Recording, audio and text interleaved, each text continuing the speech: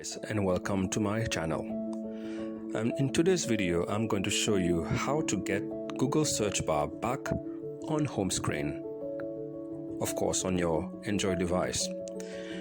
So in order for us to find the search bar, select which screen you want to add your search bar on, okay, and then long press on the screen. Now on the options below, tap on widgets and tap on Google. And now long press on search and drag, and here you are. Your Google search bar has been replaced onto your screen. And now I will show you how to remove the widget, or rather the search bar, from your screen. If you want to remove it,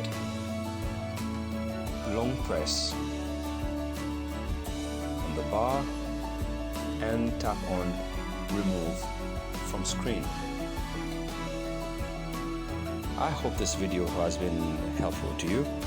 If you have enjoyed this video, please give me a thumbs up, leave a comment in the comment area, and subscribe to my channel. Thank you.